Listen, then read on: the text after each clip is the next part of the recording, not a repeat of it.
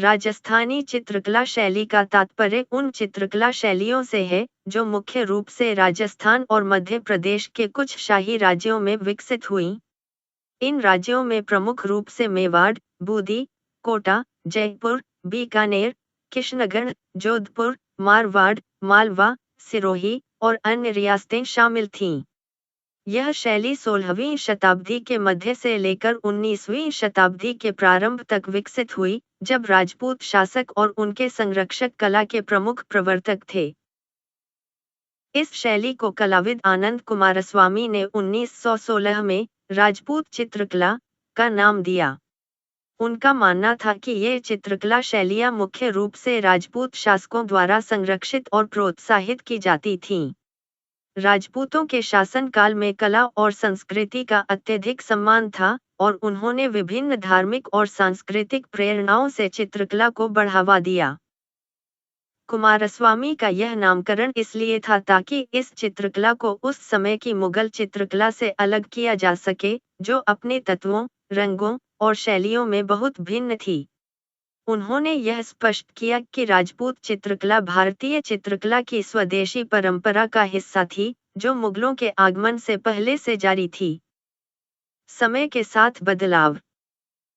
हालांकि राजपूत चित्रकला शब्द का प्रयोग समय के साथ कम होता गया और इसके स्थान पर राजस्थानी चित्रकला और पहाड़ी चित्रकला जैसे शब्दों का प्रयोग शुरू हुआ। इसका कारण यह था कि इन शैलियों में एक स्पष्ट भौगोलिक विविधता और चित्रकला के तकनीकी और शैलीगत अंतर थे, जिनके कारण उन्हें अलग-अलग वर्गीकृत किया जाने लगा। भौगोलिक और सांस्कृतिक विविधता।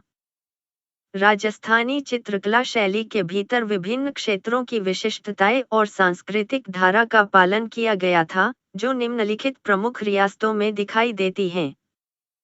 मेवाड़, यह शैली अपने भव्य दृश्य और समृद्ध रंगों के लिए प्रसिद्ध थी। चित्रों में आमतौर पर धार्मिक और ऐतिहासिक विषय होते थे। बूंदी और कोटा, इन क्षेत्रों की चित्रकला में मुख्यतः शाही जीवन, युद्ध दृश्य और दरबारी जीवन के चित्रण पर जोर दिया गया। जयपुर और बीकानेर, यहाँ की चित्रकला में वास्तुकला और पौराणिक कथाओं का प्रमुख स्थान था, और इन चित्रों में नायक नायिका के चित्रण के साथ साथ वेद, शास्त्र और महाकाव्य कथाएं भी उकेरी जाती थीं। किशनगढ़ शैली विशेष रूप से अपनी रंगीन और कोमल चित्र शैली के लिए प्रसिद्ध है, जो शाही परिवारों और धार्मिक जीवन के चित्रण में अभिव्यक्त होती थी। मारवाड़, जोधपुर, इस क्षेत्र की चित्रकला में युद्ध, शिकार और ऐतिहासिक घटनाओं के चित्रण प्रमुख थे। मालवा और सिरोही, इन क्षेत्रों में चित्रकला में पौराणिक और धार्मिक विषयों के साथ साथ जीवन के अन्य पहलुओं को भी दर्शाया गया था। राजस्थानी चित्रकला की विशेषताएं। भौगोलिक विविधता, इस शैली का विकास विभिन्न शाही राज्यों में हुआ जैसे मेवाड़, कोटा, जयपुर, बीकानेर, किशनगढ़, जोधपुर, मारवाड़ आदि। प्रत्येक स्थान की अपनी विशिष्ट शैली और प्रवृत्तियां थीं, लेकिन इनमें कुछ सामान्य तत्व जैसे सशक्त रेखांकन, रंगों की चमक और चित्रों की सजीवता साझा थीं। वसली पर चित्रण, चित्रकला सामान्यतः वसली पर बनाई जाती थी। वसली एक विशेष प्रकार की कागज की सतह होती थी, जिसे गोंद से चिपकाकर मोटा किया जाता था। इस पर पहले रेखांकन किया जाता और फिर रंग भरे जाते थे, जो मुख्यतः खनिज पदार्थों और बहुमूल्य धातुओं, सोना, चांदी से तैयार होते थे। चित्रकला की प्रक्रिया में विशेष प्रकार के ब्रश, ऊंट या गिलहरी के बाल से बने का उपयोग किया जाता था। समूह कार्य, राजस्थानी चित्रकला में कलाकारों का एक समूह काम करता था। एक प्रमुख कलाकार रेखांकन करता था, जबकि अन्य शिष्य और कलाकार चित्र में रंग भरते थे। चित्र के अंतिम रूप को फिर प्रमुख कलाकार अंतिम रूप देता था। चित्रकला का विषय। धार्मिक और भक्ति चित्रण, इस समय तक कृष्ण और राधा की उपासना बहुत प्रमुख हो चुकी थी। धार्मिक ग्रंथ जैसे गीत गोविंद, रसिक प्रिया और बिहारी सतसई चित्रकला का प्रमुख विषय बने। इन ग्रंथों में राधा और कृष्ण के प्रेम, भक्ति और आत्मत्याग को दर्शाया गया था। नैतिक और सूक्तिब्द बिहारी सतसई जैसे ग्रंथों में नैतिक शिक्षाएं और जीवन के विविध पहलुओं का चित्रण किया गया था। रागमाला चित्रकला। रागमाला चित्रकला में रागों और रागिनियों को चित्रित किया जाता था, जहां संगीत और भावनाओं का अद्भुत संयोजन होता था। प्रत्येक राग एक विशेष समय और ऋतु से जुड़ा होता था और इसे प्रेम, भक्ति या प्राकृतिक सौंदर्य से जोड़ा जाता था। किंवदंती और ऐतिहासिक चित्रण। इसके अतिरिक्त राजस्थानी चित्रकला में किंवदंतियां जैसे सोनीम हिवाल, ढोला मारू और ऐतिहासिक घटनाएं जैसे शिकार, युद्ध, उत्सव और दरबारी जीवन भी प्रमुख रूप से चित्रित की जाती थीं। प्राकृतिक दृश्य और जीवन। प्रकृति, वास्तुकला और पशु पक्षियों के चित्रण भी राजस्थानी चित्रकला का हिस्सा थे। कलाकारों ने इन पहलुओं को सजीव रूप में चित्रित किया। चित्रकला के प्रमुख ग्रंथ और कवि। गीत गोविंद जयदेव कृष्ण और राधा के आध्यात्मिक प्रेम को दर्शाने वाला एक प्रमुख ग्रंथ है, जो भक्ति और प्रेम के विषय पर आधारित था। रसिकप्रिया केशवदास राधाकृष्ण के प्रेम संबंधों और उनकी भावनाओं का वर्णन करता है। बिहारी सतसई बिहारी लाल नैतिक उपदेशों और जीवन की सूक्तियों का संग्रह है। रसमंजरी भानुदत्त यह काव्य नायक नायिका के विभिन्न रूपों का वर्णन करता है और विशेष रूप से प्रेम और प्रेमिका के रूपों को चित्रित करता है। चित्रकला के अन्य विषय। किंवदंतियां और प्रेम कथाएं। चित्रकला में लोकप्रिय प्रेम कथाएं जैसे सोनीम हिवाल, मरिगावा, चौर पंचाशिका आदि को चित्रित किया जाता था। ये कथाएं प्रेम, संघर्ष और सौंदर्य को दर्शाती हैं।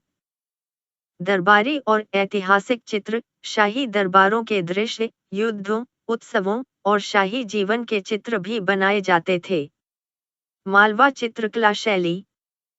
मालवा चित्रकला 16वीं और 17वीं शताब्दी में विकसित हुई और यह हिंदू राजपूत दरबार की एक महत्वपूर्ण चित्रकला शैली थी।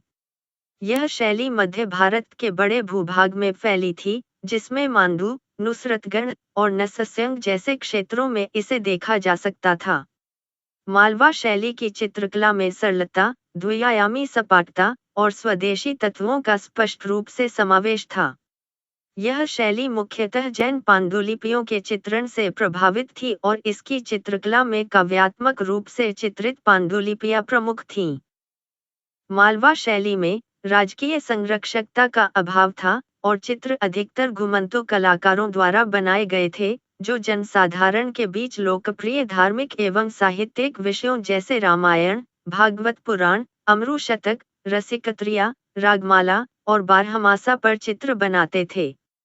इस चित्रकला में राजपूत या मुगल दरबारों का प्रभाव देखने को मिलता है, लेकिन इसकी विशिष्टता में स्थानीय रंग-बिरंगे और साधारण चित्रण की विशेषताएं शामिल थीं। उदाहरण के तौर पर, राग मेघा 1680, जो माधव दास द्वारा चित्रित किया गया था, एक महत्वपूर्ण उदाहरण है। विशेषताएं। द्विआयामी और सपाट चित्रण। स्थानीय और स्वदेशी रंगों का उपयोग। धार्मिक और साहित्यिक विषयों का चित्रण। घुमंतु कलाकारों द्वारा निर्मित चित्र। 2. मेवाड़, जिसे राजस्थानी चित्रकला का एक प्रमुख केंद्र माना जाता है, में चित्रकला की एक निरंतर परंपरा थी। यह शैली विशेष रूप से 17वीं शताब्दी में परिष्कृत हुई, जब मेवाड़ के शासक मुगल दरबार से संपर्क में आए थे। मेवाड़ शैली की उत्पत्ति आमतौर पर 1605 ई के आसपास मानी जाती है, जब निसारदीन ने चुनार में रागमाला चित्र बनाए थे।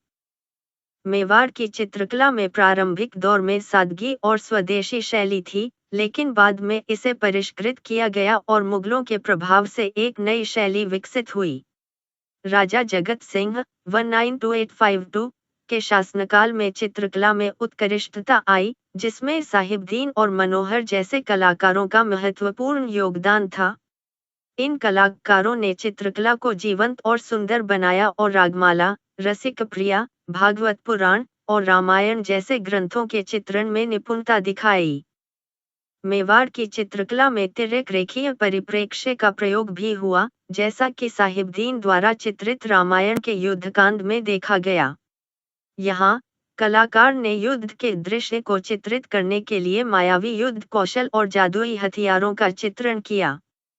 विशेषताएं: प्रारंभ में सादगी और स्वदेशी शैली, बाद में मुगलों के प्रभाव से परिष्कृत चित्रकला, तिर्यक रेखीय परिप्रेक्ष्य का उपयोग, धार्मिक और दरबारी विषयों का चित्रण, उत्सवों, शिकार और दरबारी जीवन के दृश्य। 3. मेवाड़ और मालवा दोनों में मुगल चित्रकला का प्रभाव देखा जा सकता था, लेकिन दोनों शैली में स्थानीय विशेषताएं भी थीं।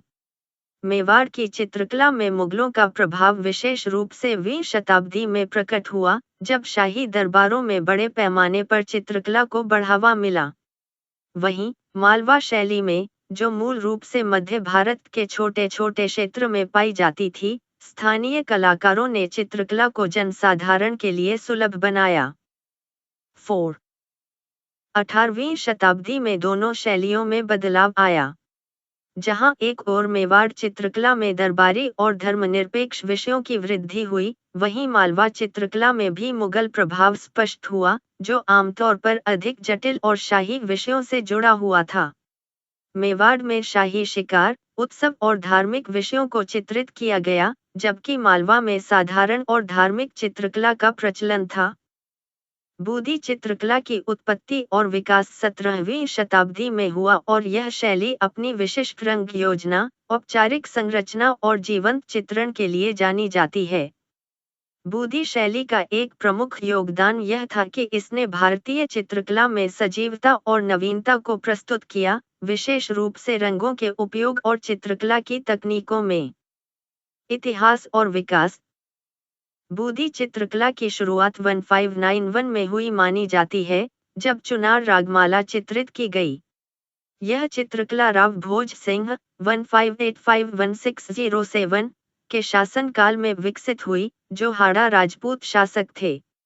बूदी शैली का एक महत्वपूर्ण चरण राव छत्रसाल 163159 और उनके पुत्र राव भाव सिंह 165982 के समय में आया, जिनके संरक्षण में इस शैली ने उत्कर्ष पाया। इन शासकों के समर्थन से चित्रकला में रचनात्मक विकास हुआ, जो न केवल धार्मिक और साहित्यिक चित्रण के लिए प्रसिद्ध था, बल्कि शाही और दरबारी चित्रण भी इस शैली का हिस्सा बन गया।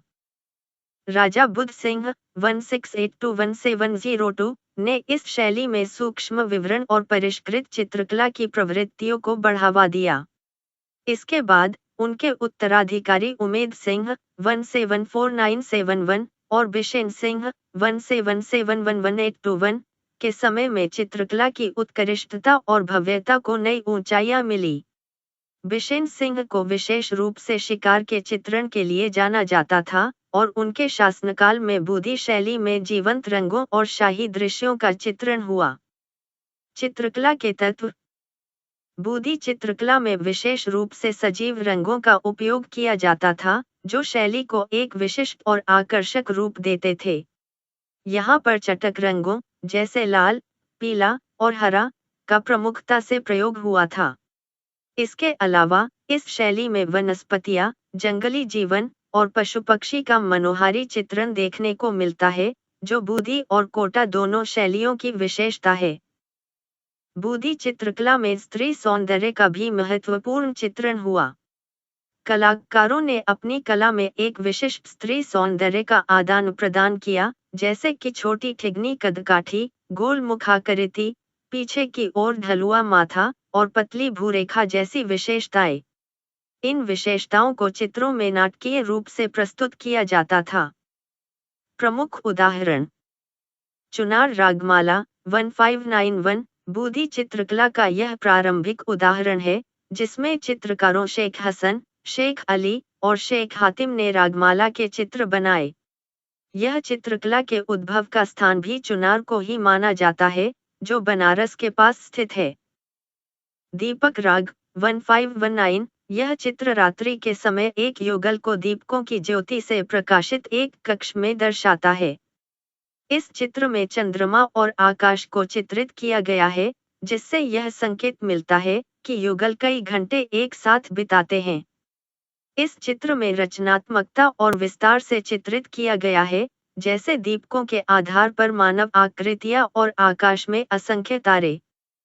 बारहमासा बूदी चित्रकला का एक महत्वपूर्ण लोकप्रिय विषय बारहमासा है, जो केशवदास की कविता कविप्रिया से लिया गया है। इस चित्र में 12 महीनों के वातावरणीय बदलावों को दर्शाया जाता है, जो मौसम, फसल और प्राकृतिक परिवर्तनों का प्रतिनिधित्व करते हैं। अश्विन, बारहमासा, 17वीं शताब्दी। इस चित्र में बूदी शैली में बारहमासा का एक महत्वपूर्ण दृश्य चित्रित किया गया है, जो पर्यावरणीय बदलावों और कृषि जीवन को दर्शाता है। इसमें विस्तृत वनस्पति, पशु पक्षी और अन्य प्राकृतिक तत्वों का चित्रण किया गया है। दक्कनी सौंदर्य का समावेश। 18वीं शताब्दी में बूदी चित्रकला में दक्कनी सौंदर्यगत तत्व भी दिखाई देने लगे। इसमें चटक रंगों के प्रति प्रेम और अधिक सजीव रंगों का प्रयोग किया गया, जो विशेष रूप से दक्कन शैली से प्रभावित थे। बूदी चित्रकला के विषय। बूदी चित्रकला में मुख्य रूप से धार्मिक और दरबारी विषयों का चित्रण हुआ, जिनमें शिकार के दृश्य, रागमाला, कृष्ण काव्य और भगवान श्री राम की कथाएं शामिल थीं। बूदी चित्रकला में विशेष रूप से शिकार और राजमहल के दृश्य को दर्शाने वाले चित्र भी बहुत लोकप्रिय थे। इसके साथ ही राजा और रानियां, उनके दरबारी समारोह और उनके दैनिक जीवन के दृश्य भी इस शैली के महत्वपूर्ण हिस्से रहे। कोटा चित्रकला शैली। कोटा चित्रकला शैली का विकास बूदी शैली से संबंधित है, लेकिन यह एक विशेष पहचान बनाने में सफल रही। इस शैली का प्रमुख आकर्षण शिकार के दृश्यों, वन्य जीवन और युद्ध के चित्रण में देखा जाता है।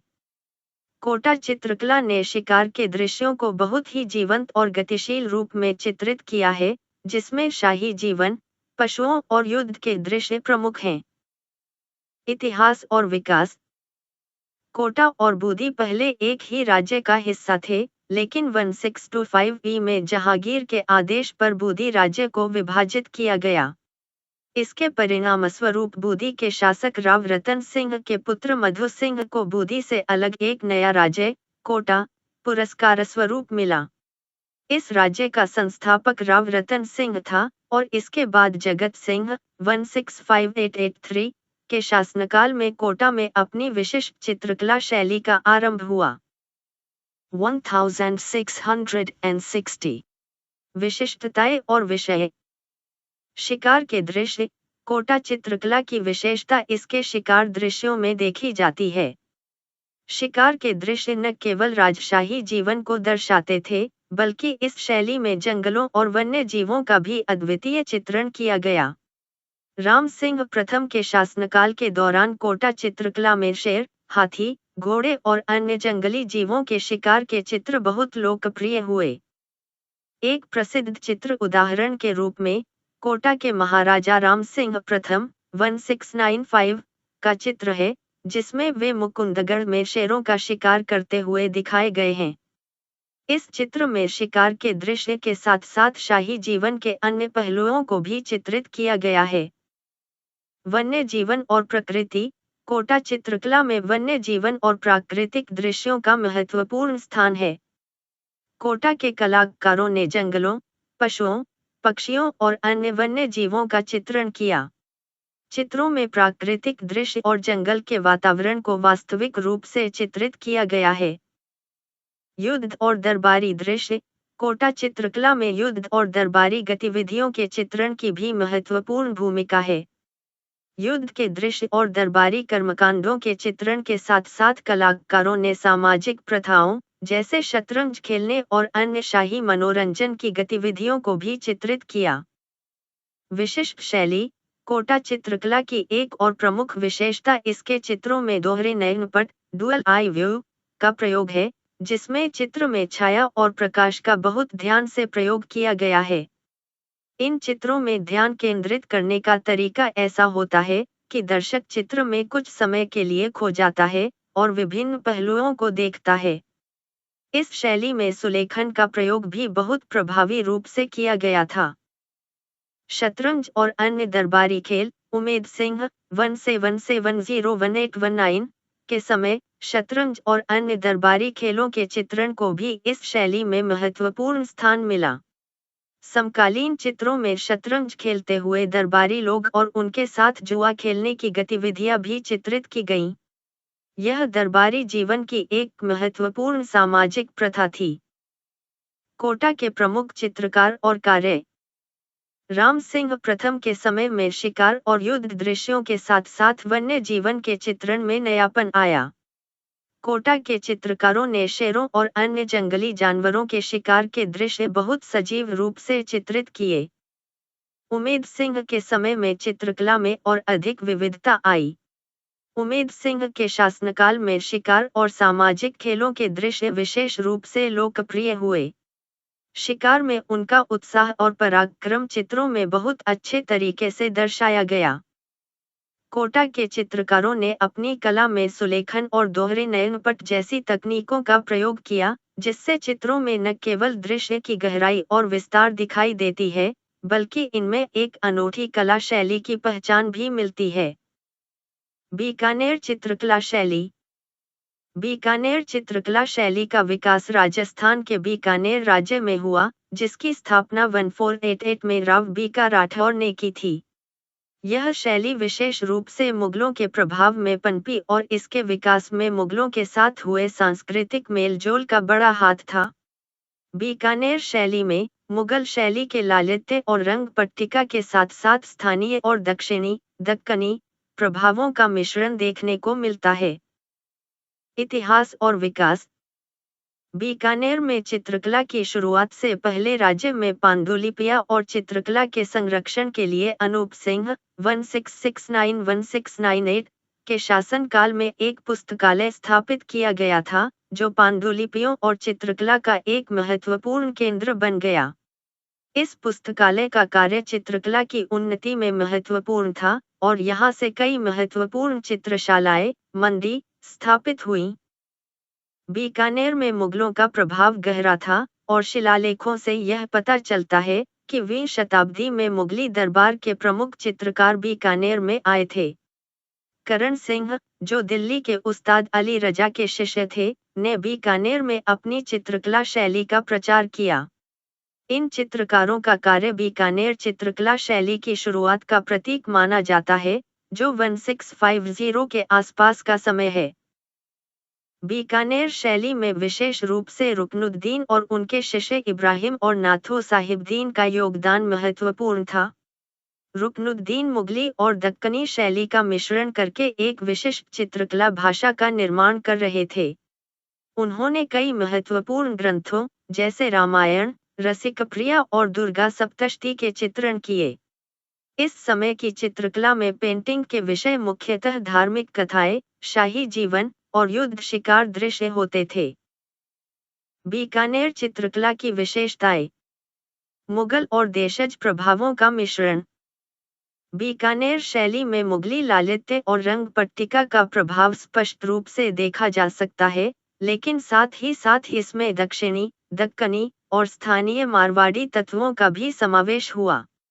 इस मिश्रण ने बीकानेर चित्रकला को एक विशिष्ट पहचान दी। चित्रशाला, मंडी की प्रथा। बीकानेर में चित्रशाला स्थापित करने की प्रथा प्रचलित थी, जिन्हें मंडी कहा जाता था। इन मंडियों में कलाकारों का एक समूह एक मुख्य चित्रकार के निर्देशन में काम करता था। चित्रकला के कार्य में सहयोग देने के लिए प्रशिक्षु चित्रकार काम करते थे और चित्र पूरा होने के बाद मुख्य कलाकार अपना नाम और तारीख चित्र के पीछे लिखते थे। इस अभ्यास से यह सुनिश्चित होता था कि चित्रकला के कार्य में मुख्य कलाकार की भागीदारी महत्वपूर्ण थी। गुदराई, ऊपर उठाना। गुदराई का अर्थ था चित्र के अंतिम रूप को पूर्ण करना या चित्र को ऊपर उठाना। यह शब्द चित्रों को तैयार करने के अंतिम चरण में प्रयोग किया जाता था, जब मुख्य कलाकार अंतिम काम करता था। यह प्रक्रिया चित्रों की मरम्मत, सुधार और पुराने चित्रों को नया रूप देने का भी हिस्सा होती थी। चित्रों में वंशावली का विवरण। बीकानेर शैली में चित्रों के पीछे अक्सर कलाकार की वंशावली का विवरण होता था। यह एक विशिष्ट प्रथा थी, जिससे यह जानकारी मिलती थी कि चित्रकार का संबंध किस कबीले या परिवार से था और उन्होंने किस समय या किस शासक के संरक्षण में चित्र बनाए थे। कलाकारों को उस्ताद या उस्ताद कहा जाता था। कोमल रंगों और स्वप्नक गुण। बीकानेर के चित्रकारों ने रंगों का अत्यंत संयमित प्रयोग किया था। रुकनुद्दीन ने अपनी चित्रकला में कोमल रंगों का प्रयोग किया, जो चित्रों में एक सूक्ष्म सौंदर्य उत्पन्न करते थे। इब्राहिम के चित्रों में धुंधले और स्वप्नक DREMLIKE गुण पाए जाते थे, जो उनके चित्रों को और भी आकर्षक बनाते थे। उनके चित्रों में मानव रूपों की सुंदरता और सौंदर्य को बहुत अच्छे तरीके से दर्शाया गया। प्रमुख कार्य और कलाकार। गोवर्धन पर्वत को उठाते हुए कृष्ण 1690। बीकानेर शैली का एक प्रसिद्ध चित्र है, जिसमें कृष्ण को गोवर्धन पर्वत उठाते हुए दिखाया गया है। यह चित्र शहादीन द्वारा 1690 में चित्रित किया गया और आज ब्रिटिश संग्रहालय में संग्रहित है। गायों से घिरे कृष्ण बांसुरी बजाते हुए 1717। यह चित्र बीकानेर शैली का एक अन्य महत्वपूर्ण उदाहरण है, जिसमें कृष्ण को गायों के बीच बांसुरी बजाते हुए दिखाया गया है। यह चित्र राष्ट्रीय संग्रहालय, दिल्ली में संग्रहित है। बीकानेर चित्रकला की अन्य विशेषताएं। शाही जीवन और युद्ध दृश्य। बीकानेर चित्रकला में शाही जीवन, दरबारी उत्सव, शिकार, युद्ध और धार्मिक कथाएं प्रमुख रूप से चित्रित की जाती थीं। चित्रों में शाही परिवार के सदस्यों की छवियां, उनके युद्ध कौशल, शिकार और अन्य धार्मिक अनुष्ठानों का विस्तृत चित्रण किया गया था। राजसी अभिलेख। बीकानेर के चित्रकला में राजसी अभिलेखों का महत्वपूर्ण स्थान है, जो चित्रों के साथ जुड़ी हुई जानकारी देते हैं। इन अभिलेखों में चित्रकारों के नाम, चित्र निर्माण की तारीख, स्थान और कभी-कभी चित्र बनाने के अवसर की जानकारी भी शामिल होती थी। यह बीकानेर चित्रकला को दस्तावेज के रूप में महत्वपूर्ण बनाता है। कृष्णगढ़ चित्रकला शैली। कृष्णगढ़ चित्रकला शैली को अपनी विशिष्टता और सौंदर्य के लिए जाना जाता है। इस शैली में चित्रों का निर्माण विशेष रूप से उनकी गहनता, रंगों के सुगठित चयन और उनके अद्वितीय चित्रण शैलियों के लिए पहचाना जाता है। कृष्णगढ़ शैली के चित्रों में एक अद्वितीय विशेषता है, धतुषाकार भौहें, हल्की गुलाबी रंग की आंखें, झुकी पलकें, नुकीली नाक और पतले होंठ। ये चित्र काव्यात्मक और अलंकरणपूर्ण होते हैं, जिसमें चित्रकला के पात्रों की आकृतियां लंबी और शाही रूप में प्रस्तुत की जाती हैं। कृष्णगढ़ शैली का एक प्रमुख विषय राधा और कृष्ण की लीलाएं होती थीं, और इन चित्रों में प्राकृतिक दृश्यों को मनोरम तरीके से चित्रित किया जाता था। इतिहास और विकास। कृष्णगढ़ राज्य की स्थापना 1609 में किशन सिंह ने की थी, और इस दौरान कृष्णगढ़ चित्रकला का प्रारंभ हुआ। 17वीं शताब्दी के मध्य में मान सिंह 1658-1706 के संरक्षण में कृष्णगढ़ दरबार में चित्रकला का विकास हुआ। इसके बाद राज सिंह 1706-1748 के शासनकाल में इस शैली को और भी सुसंगत और विशिष्ट रूप से विकसित किया गया। राज सिंह ने कृष्ण लीला चित्रों को एक विशेष रूप में चित्रित किया, जो कृष्णगढ़ चित्रकला का मुख्य विषय बन गया। कृष्णगढ़ चित्रकला की सबसे प्रमुख विशेषता यह थी कि इसमें बहुत बड़ी मात्रा में हरे रंग का उपयोग होता था, और चित्रों में लंबी और सुसंस्कृत मानव आकृतियों का चित्रण किया जाता था। ये चित्र बड़े आकार के होते थे और उनमें छोटे पात्र बड़े दृश्यों में चित्रित किए जाते थे, जिससे यह दर्शक को एक विस्तृत और आदर्श रूप में दिखाई देता था। निहालचंद का योगदान। निहालचंद कृष्णगढ़ शैली के सबसे प्रसिद्ध और उत्कृष्ट कलाकार थे, जो सावंत सिंह के दरबार में कार्यरत थे। निहालचंद ने राधा और कृष्ण के दिव्य युगल की चित्रकला पर विशेष ध्यान केंद्रित किया। उन्होंने कृष्ण लीला के विषयों को बड़े भव्य और आकर्षक रूप में प्रस्तुत किया। उनके चित्र अक्सर दरबारी परिवेश में दिखाए जाते थे, जिसमें विशाल और मनोरम प्राकृतिक दृश्य होते थे। उनके चित्रों में आकारों की बारीकियां और रंगों का चयन अत्यंत सुगठित होता था। निहाल चंद ने सावंत सिंह के लिए कई कविताओं और कथाओं पर आधारित चित्र तैयार किए थे, जिनमें कृष्ण और राधा की लीलाओं को प्रमुखता दी गई। इन चित्रों में कृष्ण और राधा की छवि को अत्यंत मधुर और दिव्य रूप में दर्शाया गया था। कृष्णगढ़ शैली की विशेषताएं। लंबी मानव आकृतियां। कृष्णगढ़ चित्रकला में पात्रों की आकृतियां सामान्यतः लंबी और पतली होती थीं। यह लंबे और नुकीले शरीर के रूप में दिखते थे, जो इस शैली को विशिष्ट बनाता था। हरे रंग का प्रचुर उपयोग। कृष्णगढ़ चित्रकला में हरे रंग का प्रयोग प्रमुख था, जो चित्रों को निर्वता और शांति प्रदान करता था।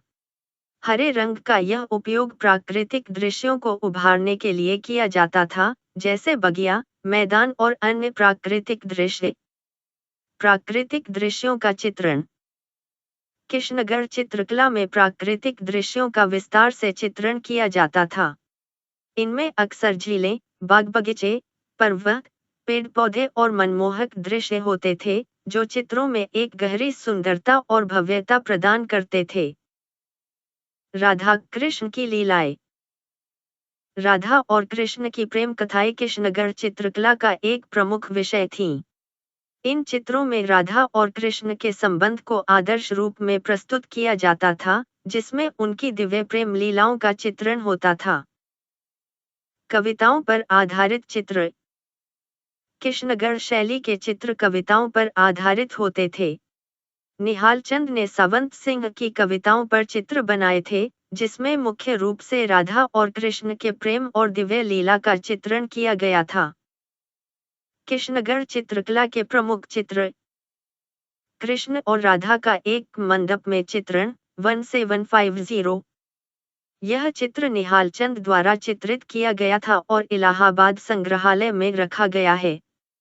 इसमें कृष्ण और राधा को एक मंडप में दर्शाया गया है, जो कि कृष्णगढ़ चित्रकला की सौंदर्य और अलंकरणात्मक विशेषताओं का आदर्श उदाहरण है। जोधपुर चित्रकला शैली। जोधपुर चित्रकला में मुगल शैली का प्रभाव स्पष्ट देखा जा सकता है, लेकिन साथ ही जोधपुर की स्वदेशी लोक शैली का भी गहरा प्रभाव था। जोधपुर चित्रकला की शुरुआत 16वीं शताब्दी के मध्य में हुई, जब महाराजा जसवंत सिंह 1638-1678 के शासनकाल में चित्रकला को बढ़ावा मिला। जसवंत सिंह के शासन में चित्रकला की प्रथा ने राजसी अभिलेख, दरबारी जीवन और रागमाला चित्रण को महत्व दिया। जोधपुर में चित्रकला के एक महत्वपूर्ण चरण की शुरुआत अजीत सिंह 1679-1724 के शासन में हुई, जिन्होंने युद्ध, शिकार और अन्य सामाजिक विषयों पर आधारित चित्रों को प्रोत्साहित किया। इस समय के चित्रों में दुर्गादास राठौर की वीरता, उनके घुड़सवारी चित्रों में विशेष रूप से दिखाई दी। मानसिंह 1803-1843 के शासनकाल में जोधपुर चित्रकला ने एक नया मोड़ लिया। उनके शासन में रामायण, ढोला मारू, पंचतंत्र और शिवपुराण जैसे विषयों पर चित्र बनाए गए, जो स्थानीय वास्तुकला, पहनावे और सांस्कृतिक तत्वों को प्रदर्शित करते थे। जयपुर चित्रकला शैली। जयपुर चित्रकला शैली की उत्पत्ति आमेर में हुई थी, जो राजस्थान का ऐतिहासिक और सांस्कृतिक केंद्र था। यह शैली मुगलों और राजपूतों के बीच के सौहार्दपूर्ण संबंधों से प्रभावित थी, और इसने दोनों परंपराओं के तत्वों को अपनाया। जयपुर राज्य की स्थापना 1727 में सवाई जय सिंह ने की, और उन्होंने इस कला को बढ़ावा दिया। उनके शासनकाल में जयपुर चित्रकला शैली एक स्वतंत्र पहचान के रूप में उभरी और समृद्ध हुई। इतिहास और विकास। जयपुर के चित्रकला के विकास में मुगल प्रभाव बहुत महत्वपूर्ण था। आमेर के शासकों का मुगलों के साथ घनिष्ठ संबंध था, और इसके कारण मुगलों की कला और संस्कृति का गहरा प्रभाव जयपुर पर पड़ा। राजा भारमल 1548-1575 और उनके पुत्र भगवंत दास 1575-1592 की दरबारी नीतियों के कारण जयपुर के शासकों ने मुगलों के साथ सांस्कृतिक और राजनीतिक संबंध बनाए रखे। सवाई जय सिंह 1699-1743 के समय में जयपुर चित्रकला को नया जीवन मिला। जय सिंह ने 1727 में अपनी राजधानी जयपुर स्थापित की और इस समय से जयपुर ने एक स्वतंत्र कला शैली को विकसित किया। मुगल कलाकारों को जयपुर चित्रकला की शुरुआत में अपनी चित्रशाला का हिस्सा बनाया गया। ये कलाकार धार्मिक और साहित्यिक विषयों जैसे राधा कृष्ण, रसिक प्रिया, गीत गोविंद, बारहमासा और रागमाला पर चित्र बनाने में माहिर थे। जयपुर चित्रकला के विशेषताएं। मुगल और राजपूत शैली का मिश्रण। जयपुर चित्रकला की एक प्रमुख विशेषता यह थी कि यह मुगल और राजपूत शैलियों का मिश्रण थी। मुगलों की प्रभावशाली चित्रकला के तत्व जैसे बारीकी से चित्रित रंग, खगोलीय चित्रण और सुंदर चित्रांकन शैली को राजपूत कला के साथ मिलाकर जयपुर में एक नया विशिष्ट रूप विकसित हुआ। धार्मिक और साहित्यिक चित्रण। जयपुर शैली में प्रमुख रूप से राधा कृष्ण की लीलाएं, गीता गोविंद और रसिक प्रिया जैसे धार्मिक साहित्यिक ग्रंथों से प्रेरित चित्र बनाए गए। जय सिंह के समय में रागमाला चित्रों में संगीत और रंगों का सामंजस्य महत्वपूर्ण था, जो राजपूत दरबारों के ऐश्वर्य को दर्शाता था। छवि चित्रण। जयपुर में छवि चित्रण, पोर्ट्रेचर का विशेष महत्व था। यहाँ के चित्रकारों ने दरबारी शान और सजीवता को चित्रित करने पर ध्यान दिया। साहिब राम, जो एक निपुण चित्रकार थे, उनकी कला शैली इस समय के प्रमुख उदाहरण के रूप में मानी जाती है। वे जयपुर चित्रकला के महत्वपूर्ण कलाकार थे और उनके चित्रों में दरबारी जीवन, शाही उत्सव और युद्ध के दृश्य चित्रित होते थे। जीवंत रंग और आकारों का प्रयोग। जयपुर चित्रकला में सजीव रंग और मूल्यवान धातुओं का प्रयोग प्रमुख था। सोने का प्रचुर मात्रा में उपयोग किया जाता था, जिससे चित्रों को और अधिक आकर्षक और भव्यता मिलती थी। इसके अलावा बड़े आकार की आकृतियां और विस्तृत परिदृश्य चित्रित किए जाते थे, जो चित्रों में गहरी जानकारी और भव्यता का एहसास कराते थे। शाही दरबार और शिकार दृश्यों का चित्रण। सवाई ईश्वरी सिंह 174350 और सवाई माधो सिंह 175067 ने दरबारी जीवन और शाही उत्सवों जैसे हाथी की सवारी, सुअर और बाघ का शिकार आदि का चित्रण करवाया। इन चित्रों में शाही शान, दरबार की साज सज्जा और शाही प्रवृत्तियों को विशेष रूप से दर्शाया जाता था। साहित्यिक और धार्मिक ग्रंथों का चित्रण। सवाई प्रताप सिंह 1779-1803 के समय में जयपुर चित्रकला में साहित्यिक और धार्मिक ग्रंथों जैसे गीत गोविंद, रागमाला, भागवत पुराण आदि को नए रूप में चित्रित किया गया। प्रताप सिंह स्वयं एक विद्वान, कवि और कृष्ण भक्त थे और उनके संरक्षण में जयपुर चित्रकला ने एक नई दिशा ली। जयपुर चित्रकला के प्रमुख चित्र। गोधूली का समय 1780। यह चित्र राष्ट्रीय संग्रहालय, दिल्ली में स्थित है। इसमें एक अद्भुत दृश्य है, जहां सूर्यास्त के समय गोधूली के रंगों में एक गाँव के दृश्य को चित्रित किया गया है। इस चित्र में प्रकृति के सौंदर्य और समय की धारा का सूक्ष्म चित्रण किया गया है। हाथी की सवारी और शाही जीवन। 20वीं सदी शाही जीवन की घटनाओं जैसे हाथी की सवारी, शिकार और अन्य दरबारी उत्सवों पर चित्र बनाए गए थे। इन चित्रों में शाही दरबार और राजसी पोशाक के साथ साथ इन घटनाओं का विवरण अत्यंत सुंदर तरीके से चित्रित किया गया था। गीत गोविंद और रागमाला चित्र। गीत गोविंद और रागमाला पर आधारित चित्र जयपुर शैली का एक महत्वपूर्ण हिस्सा थे, जिसमें रंगों की बारीकी और चित्रों के द्वारा संगीत और भावनाओं को व्यक्त किया गया था। भागवत पुराण चित्रकला। भागवत पुराण के कृष्ण के जीवन और लीलाओं को चित्रित करने वाले दृश्य मध्ययुगीन कला में एक महत्वपूर्ण स्थान रखते हैं। इन चित्रों में भगवान कृष्ण के जीवन के विभिन्न प्रसंगों को दर्शाया गया है, जैसे उनके जन्म, नंद और यशोदा के घर उत्सव और दानव शक्तासुर का वध। मालवा शैली में इन चित्रों की रचनाएं विशेष रूप से ध्यान आकर्षित करती हैं, क्योंकि इसमें सतह को बहुत सावधानी से विभाजित किया जाता है और प्रत्येक भाग में एक अलग घटना को दर्शाया जाता है।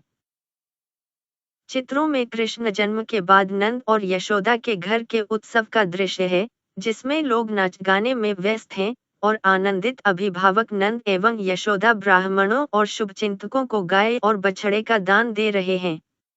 इसके अलावा कृष्ण की नजर उतारने वाली महिलाएं और अन्य गतिविधियां भी दर्शाई गई हैं। इस दृश्य का समापन कृष्ण द्वारा शक्तासुर का वध करने से होता है, जो उसकी मुक्ति का प्रतीक है। इस चित्रकला में रंगों का प्रयोग, कथा का विस्तार और पात्रों की भावनाओं को चित्रित करने की क्षमता मालवा शैली की विशिष्टता को प्रदर्शित करती है। यह चित्र केवल धार्मिक कथाओं का चित्रण नहीं करते, बल्कि उस समय की सामाजिक और सांस्कृतिक गतिविधियों को भी दिखाते हैं। मारू रागिनी, मेवाड़ चित्रकला का एक प्रमुख उदाहरण। मारू रागिनी मेवाड़ के रागमाला चित्रों का एक विशिष्ट उदाहरण है और यह चित्रकला के संदर्भ में महत्वपूर्ण दस्तावेजी साक्ष्यों से युक्त है। इस चित्र का संग्रह राष्ट्रीय संग्रहालय, नई दिल्ली में किया गया है और इसमें अभिलेखों द्वारा चित्रण के बारे में महत्वपूर्ण जानकारी दी गई है।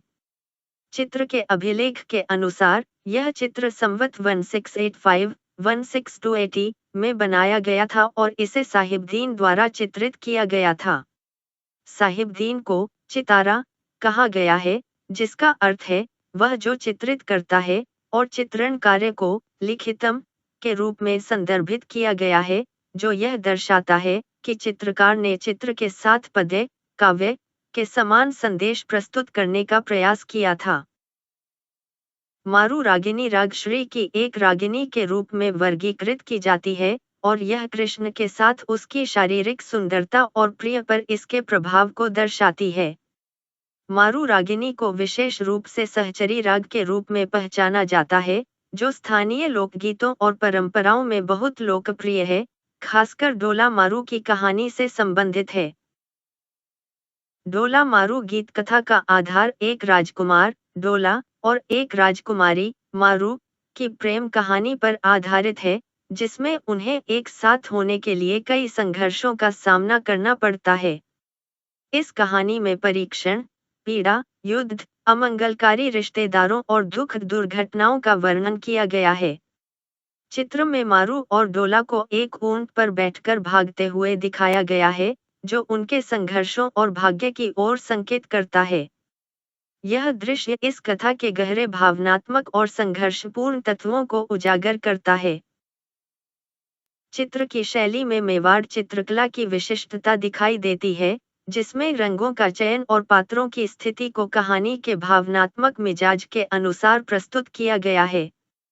मारू रागिनी की चित्रकला में रंगों का उपयोग न केवल दृश्य सौंदर्य को बढ़ाता है, बल्कि उस समय की सांस्कृतिक और सामाजिक परंपराओं का भी चित्रण करता है।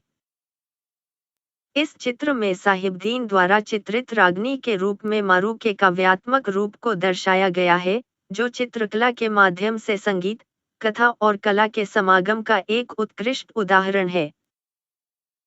राजा अनिरुद्ध सिंह हाड़ा और उनका चित्रकला पर प्रभाव। राजा अनिरुद्ध सिंह हाड़ा 1682-1702, जिनका शासनकाल चित्रकला और अन्य सांस्कृतिक गतिविधियों के लिए महत्वपूर्ण था, अपने समय के एक प्रमुख राजपूत शासक थे। वे भाऊ सिंह के उत्तराधिकारी थे और उनके शासनकाल में कला और शाही संरक्षण के क्षेत्र में महत्वपूर्ण कार्य किए गए। उनके समय से एक महत्वपूर्ण और प्रसिद्ध चित्र 1680 में चित्रित अश्वारोही अनिरुद्ध का चित्र है, जिसे कलाकार तुलसीराम ने बनाया था। यह चित्र कला के दृष्टिकोण से बहुत उल्लेखनीय है और इसे गति और गतिशीलता का प्रतीक माना जाता है। चित्र का महत्व और विशेषताएं। चित्र की रचनात्मकता। इस चित्र में अनिरुद्ध सिंह को घोड़े पर सवार दिखाया गया है, जो इतनी तेज गति से दौड़ रहा है कि जमीन का कोई संकेत नहीं मिलता। घोड़े की गति को इतना तीव्र और प्रभावशाली तरीके से दर्शाया गया है कि घोड़े की हलचल और गति पूरी चित्रकला का मुख्य केंद्र बन जाती है। अग्रभूमि का कोई स्पष्ट चित्रण नहीं है, जिससे यह इशारा किया गया है कि वह केवल घोड़े की गति और शक्ति का ही प्रतीक है। यह चित्र उस समय के कलाकारों की गति को दर्शाने की कला में प्रवीणता को उजागर करता है, जो आज भी कला में गतिशीलता के प्रदर्शन के रूप में देखा जाता है। चित्र में नामांकित जानकारी। इस चित्र के पीछे तुलसीराम और राजकुमार अनिरुद्ध सिंह का नाम अंकित है, जो कलाकार और शासक के बारे में महत्वपूर्ण जानकारी प्रदान करता है। हालांकि चित्र के सामने राव छत्रसाल के छोटे पुत्र भरन सिंह का नाम अंकित है, जिसके बारे में कुछ विद्वानों का मत है कि यह चित्र भरत सिंह का प्रतिनिधित्व करता है। दूसरी ओर अधिकांश लोग मानते हैं कि यह चित्र युवा अनिरुद्ध सिंह को दर्शाता है, जब वह सिंहासन पर बैठने से पहले था और यह उनकी शक्ति और साहस का प्रतीक था। चित्र का संग्रह। यह चित्र राष्ट्रीय संग्रहालय, नई दिल्ली में संग्रहित है और भारतीय चित्रकला की एक महत्वपूर्ण कड़ी के रूप में माना जाता है। यह चित्र विशेष रूप से राजपूत चित्रकला और सैन्य जीवन को दर्शाने के रूप में प्रसिद्ध है, जो उस समय के शासकों के वीरता और शाही गौरव को चित्रित करता है। चित्रकला में युवा अनिरुद्ध सिंह का चित्रण। यह चित्र केवल एक ऐतिहासिक दस्तावेज नहीं है, बल्कि यह उस समय की कला और शाही जीवन की गहरी समझ भी प्रदान करता है। अनिरुद्ध सिंह का चित्रण, खासकर उनकी घोड़े पर सवार स्थिति, उनकी सैन्य कला और वीरता को व्यक्त करता है। इस चित्र के माध्यम से चित्रकार ने युद्ध की प्रक्रिया, शक्ति और गतिशीलता का चित्रण किया, जो उस समय की शाही चित्रकला की एक प्रमुख विशेषता थी। इस चित्र के द्वारा अनिरुद्ध सिंह का नायकत्व और शाही शक्ति दर्शाई गई है, जो उन दिनों के शासकों के सामाजिक और सैन्य कर्तव्यों को समझने में मदद करती है। यह चित्र आज भी भारतीय चित्रकला की एक महत्वपूर्ण कृति के रूप में माना जाता है, जो उसकी विशिष्टता और गहरी सांस्कृतिक धरोहर को उजागर करता है। चोगन खेलती राजकुमारियां, पोलो प्लेइंग प्रिंसेसेस। चित्रकला का संदर्भ और महत्व। यह चित्र, जिसे कलाकार दाना द्वारा 1810 में तैयार किया गया, जोधपुर चित्रकला की एक अद्वितीय कृति के रूप में प्रसिद्ध है। चित्र में राजकुमारियां, जो चौगन, पोलो खेल रही हैं, को अपनी सहेलियों के साथ घोड़े पर सवार खेलते हुए दर्शाया गया है। इस चित्र से राजसी खेलों, खासकर चौगन, की महत्वपूर्ण सामाजिक और सांस्कृतिक भूमिका का भी पता चलता है, जो उस समय के दरबारी जीवन का अभिन्न हिस्सा था। चित्रकला में मिश्रित शैलीगत प्रभाव। मुगल प्रभाव। इस चित्र में मुगल प्रभाव देखा जा सकता है, खासकर स्त्रियों के चित्रण में। मुगल चित्रकला में महिलाएं आमतौर पर चित्रित होती थीं, और यहाँ भी राजकुमारियां घोड़े पर सवार हैं, जो मुगल शैली के अनुरूप हैं, जहां महिलाएं, विशेष रूप से शाही दरबार में, स्वतंत्रता और प्रतिष्ठा के साथ चित्रित होती थीं। दक्कन प्रभाव। घोड़े के चित्रण में दक्कन शैली का प्रभाव स्पष्ट रूप से दिखता है। दक्कन चित्रकला में घोड़े की मूर्तिकला और उसके आकार का विशेष ध्यान रखा जाता था, जो इस चित्र में भी नजर आता है। घोड़े की सुंदरता और गति को प्रभावी तरीके से चित्रित किया गया है, जो उस समय के चित्रकारों की सृजनात्मकता को दर्शाता है। बूदी और कृष्णगढ़ प्रभाव। चित्र में चेहरे की विशेषताओं का चित्रण बूदी और कृष्णगढ़ की शैली से प्रभावित लगता है। इन शैलियों में आंखों की गोलाई, नुकीली नाक और पतले होंठ जैसी विशेषताएं सामान्य होती थीं, जो इस चित्र में भी साफ तौर पर देखी जाती हैं। यह इन शैलियों के परिष्कृत और सौंदर्यपूर्ण चित्रण का संकेत है। स्वदेशी तत्व। इस चित्र की पृष्ठभूमि में हरे रंग की सपाट सतह दिखाई देती है, जो स्वदेशी चित्रकला की ओर इशारा करती है। यह तत्व उस समय की पारंपरिक चित्रकला की प्रवृत्तियों को दर्शाता है, जहां प्राकृतिक दृश्यों और रंगों का प्रयोग स्थानीय शैली में किया जाता था। चित्र पर अभिलेख। चित्र के ऊपरी हिस्से में एक पंक्ति अंकित है, जिसका अनुवाद इस प्रकार किया जा सकता है। यह अभिलेख चित्र के विषय को स्पष्ट करता है और दर्शाता है कि यह चित्र उस समय के राजसी जीवन और खेलों का प्रतीक था। चित्रकला का संग्रह। यह चित्र राष्ट्रीय संग्रहालय, नई दिल्ली में संग्रहित है और जोधपुर चित्रकला की एक महत्वपूर्ण कड़ी के रूप में पहचाना जाता है। यह उस समय के दरबारी जीवन की एक अनमोल छवि प्रस्तुत करता है, जिसमें न केवल राजसी खेलों का प्रदर्शन होता है, बल्कि विभिन्न चित्रकला शैलियों का मिश्रण भी दिखता है, जो उस समय की सांस्कृतिक और कला की विविधता को उजागर करता है। निष्कर्ष, यह चित्रकला चौगन, पोलो खेलते हुए राजकुमारियों को दर्शाते हुए न केवल जोधपुर चित्रकला का प्रतिनिधित्व करती है, बल्कि उस समय के शाही दरबार, महिलाओं की स्थिति और चित्रकला की शैलीगत समृद्धि को भी प्रदर्शित करती है।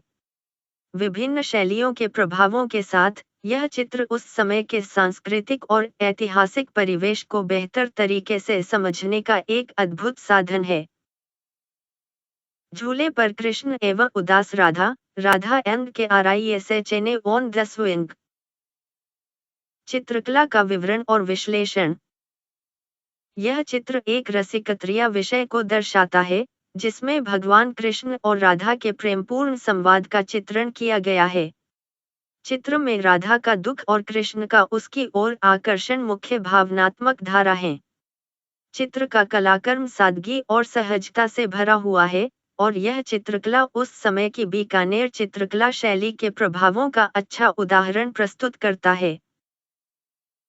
कलाकार और समय। यह चित्र नूरुद्दीन द्वारा 1683 में तैयार किया गया था। नूरुद्दीन बीकानेर दरबार में 1674 से 1698 तक कार्यरत थे और उनकी कला में मुगल और राजस्थानी शैलियों का मिश्रण देखने को मिलता है। नूरुद्दीन ने इस चित्र में अपनी शैली की विशेषताओं को उजागर किया है, जिसमें वे सरलता और सजगता से विषय को प्रस्तुत करते हैं। चित्रकला की संरचना और रचनात्मकता। चित्र में वास्तुकला और दृश्य चित्रण के तत्वों को सूक्ष्म और न्यूनतम तरीके से प्रदर्शित किया गया है। चित्र के मध्य में एक हल्के तरंगित टीले का रूप इसे दो भागों में विभाजित करता है। यह संरचनात्मक डिजाइन शहरी और ग्रामीण परिदृश्यों के बीच एक आदर्श संतुलन बनाता है। चित्र के ऊपरी हिस्से में एक मंडल को चित्रित किया गया है, जो एक महल के आंतरिक हिस्से की ओर संकेत करता है, जबकि नीचे की हरी घास के मैदान और कुछ वृक्ष देहाती या ग्रामीण परिवेश को दर्शाते हैं। यह वर्गीकृत दृश्य दोनों स्थानों के बीच का अंतर और गतिशीलता को व्यक्त करता है, जिससे चित्र में भीतर और बाहर की गतिविधियों का एक सुंदर संतुलन दिखता है। कथा का भावनात्मक संदेश। चित्र में कृष्ण और राधा के भावनात्मक संवाद को बहुत सुंदर तरीके से प्रस्तुत किया गया है। कृष्ण और राधा का झूला। चित्र के ऊपरी हिस्से में कृष्ण और एक गोपी झूले पर बैठे हैं, आनंदित होकर समय बिता रहे हैं। कृष्ण का हर्ष और प्रेमपूर्ण स्थितियां प्रतीत हो रही हैं। राधा की उदासी। कृष्ण के खेल और आनंद के स्थान को देखकर राधा उदास और रूठी हुई दिखती हैं। वह वृक्ष के नीचे अकेली बैठी हुई हैं, और उनका चेहरा गहरे दुख को प्रकट करता है। यह दृश्य राधा के मन की उथल-पुथल और कृष्ण के प्रति उनके प्रेम में घटी भावनाओं को दर्शाता है। कृष्ण का दुख। कृष्ण को जब राधा का दुख पता चलता है, वह व्याकुल हो जाते हैं और उनके पास जाने की कोशिश करते हैं। हालांकि वे राधा से मेल नहीं कर पाते और यह एक प्रेम त्रासदी का रूप ग्रहण कर लेता है। सखी का संदेश। राधा की सखी कृष्ण के पास जाती है और उन्हें राधा के दुख की जानकारी देती है। वह कृष्ण से राधा को मनाने की प्रार्थना करती है। सखी का यह शांतिदूत की भूमिका में आना कृष्ण और राधा के बीच संचार और मेल का महत्वपूर्ण प्रतीक है। चित्र की कला और विशेषताएं। रंग और रचनात्मकता। चित्र में रंगों का उपयोग सूक्ष्म और संयमित रूप में किया गया है, जो चित्र में एक हल्का और भव्य वातावरण उत्पन्न करता है। कृष्ण और राधा के भावनाओं को स्पष्ट रूप से चित्रित किया गया है। वास्तुशिल्पीय तत्व। चित्र के वास्तुशिल्पीय चित्रण में महल की दीवारें, पैटर्न और बारीकी से की गई पेंटिंग्स इसे एक ऐतिहासिक और शाही परिप्रेक्ष्य प्रदान करती हैं। संरक्षण और संग्रह। यह चित्र राष्ट्रीय संग्रहालय, नई दिल्ली में संग्रहित है। यह बीकानेर चित्रकला की विशिष्ट शैलियों और उस समय के भावनात्मक और सांस्कृतिक दृष्टिकोण को दर्शाने वाली एक महत्वपूर्ण कृति है। निष्कर्ष, यह चित्र कृष्ण और राधा के प्रेम और उनके बीच की सूक्ष्म भावनाओं को बहुत ही सादगी और गहरे विचार के साथ दर्शाता है। चित्र में दिखाई गई भावनात्मक गहराई और कला की सूक्ष्मता न केवल बीकानेर चित्रकला की विशिष्टता को दर्शाती है, बल्कि यह उस समय के राजस्थानी दरबार और उसकी सांस्कृतिक धरोहर का भी एक अहम हिस्सा बनकर उभरती है। बनी ठनी और कृष्णगढ़ शैली की चित्रकला। कथानक और संदर्भ। बनी ठनी एक ऐसी पात्र हैं जिनका प्रभाव कृष्णगढ़ चित्रकला और साहित्य पर गहरा था। वह एक अत्यंत प्रतिभाशाली गायिका, कवयित्री और नर्तकी थीं, जो राजसिंह की पत्नी की परिचारिका थीं। उनके सौंदर्य और शिष्टता ने सावंत सिंह को बहुत प्रभावित किया, और उनकी प्रेरणा से सावंत सिंह ने कृष्ण और राधा के प्रेम प्रसंग पर ब्रजभाषा में कविता लिखी। यह कविता नागरी दास के नाम से प्रसिद्ध हुई, जो बनी ठनी के सौंदर्य और उसकी भावनाओं से प्रेरित थी। सावंत सिंह के प्रेम में दीवानी बनी ठनी के बारे में एक विशेष कविता, बिहारी जस चंदिका, में लिखी गई है, जिसमें उनकी सुंदरता और शिष्टता का उल्लेख किया गया है। निहाल चंद, कृष्णगढ़ शैली के प्रमुख चित्रकार, ने बनी ठनी और सावंत सिंह के प्रेम को अपनी कला में रूपायित किया। उनके चित्रों में राधा और कृष्ण के रूप में बनी ठनी की अत्यधिक आकर्षक और विशिष्ट रूपरेखा प्रदर्शित होती है। चित्रकला में बनी ठनी का चित्रण। कृष्णगढ़ शैली की चित्रकला में बनी ठनी के चित्रण को एक प्रमुख पहचान के रूप में देखा जाता है। कृष्णगढ़ चित्रकला की विशिष्टता, जैसे कि चेहरे की अतिरंजित विशेषताएं, राधा के रूप में बनी ठनी की छवि में बहुत स्पष्ट रूप से परिलक्षित होती हैं। उनके चेहरे की विशेषताएं, जैसे कि घुमावदार आंखें, अत्यधिक मेहराब वाली भौहें, तीक्ष्ण नाक, सर्पित लहरदार बाल और पतले होंठ को इस चित्र में प्रमुख रूप से दर्शाया गया है। ये सभी विशेषताएं कृष्णगढ़ शैली की पहचान बन गईं, जो सांवली और सुंदर राधा की अद्वितीय रूपरेखा को प्रकट करती हैं। कृष्णगढ़ शैली और निहालचंद का योगदान। कृष्णगढ़ शैली की एक विशेषता यह है कि इसमें चेहरे की अतिरंजना और सौंदर्य शास्त्र का अत्यधिक प्रयोग होता है। निहालचंद को इस शैली के विकास में महत्वपूर्ण भूमिका निभाने का श्रेय दिया जाता है। उन्होंने बनी ठनी और सावंत सिंह के प्रेम दृश्य को अपनी कला में प्रस्तुत किया, जिसमें रंगों की शानदार छटा, राधा और कृष्ण की खूबसूरत आकृतियों और उनके प्रेम प्रसंगों को दर्शाया गया। चित्र की विशेषताएं। चेहरे की विशेषताएं। राधा के रूप में बनी ठनी का चित्र उसके तेज और आकर्षक चेहरे की विशेषताओं से भरा हुआ है। उसकी आंखें घुमावदार और भौहों का मेहराब अतिरंजित किया गया है, जो कृष्णगढ़ शैली का प्रमुख लक्षण बन गया है। रंग और रूप। चित्र में रंगों का अत्यधिक उपयोग किया गया है, जो चित्र में नयनाभिराम दृश्य प्रस्तुत करता है। रंगों की चमक और स्वच्छता इस चित्र को अन्य चित्रकला शैलियों से अलग करती है। सांस्कृतिक और भावनात्मक तत्व। इस चित्र में राधा और कृष्ण के बीच के प्रेम को दर्शाते हुए चित्रकार ने भावनात्मक और सांस्कृतिक परिप्रेक्ष्य को भी प्रभावी रूप से उकेरा है।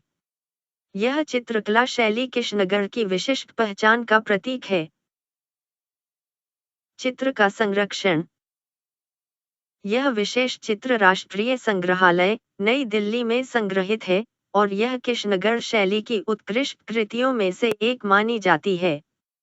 इस चित्र में बनी ठनी के अद्वितीय रूप और उसकी भावनाओं को चित्रित किया गया है, जो कृष्णगढ़ चित्रकला का अद्वितीय हिस्सा बन चुका है। निष्कर्ष। कृष्णगढ़ शैली में बनी ठनी के चित्रण ने इस चित्रकला को एक अलग पहचान दी है। चित्र के माध्यम से निहालचंद और सावंत सिंह ने राधा और कृष्ण के प्रेम को एक नई दृष्टि से प्रस्तुत किया। बनी ठनी की सौंदर्य और शिष्टता को यह चित्रकला जीवंत रूप में प्रस्तुत करता है और यह कृष्णगढ़ चित्रकला की समृद्ध विरासत का एक अभिन्न हिस्सा बनकर आज भी संग्रहित है। चित्रकूट में राम और उनके परिवार का मिलन गुमान द्वारा चित्रित रामायण।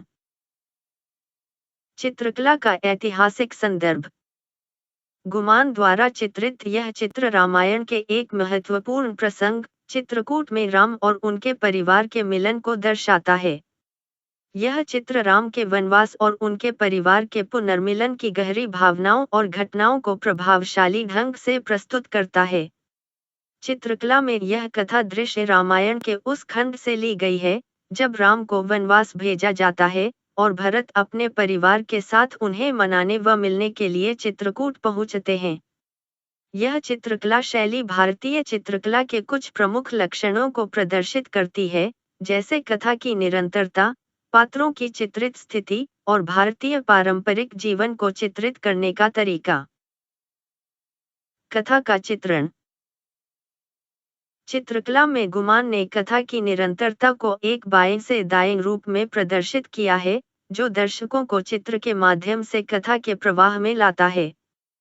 कथा की शुरुआत 3 माताओं, कौशल्या, सुमित्रा और कैकेयी के चित्रण से होती है, जो राम के पास पहुंचने के लिए चित्रकूट के जंगल में स्थित झोपड़ी, पर्णकुटी की ओर बढ़ रही हैं।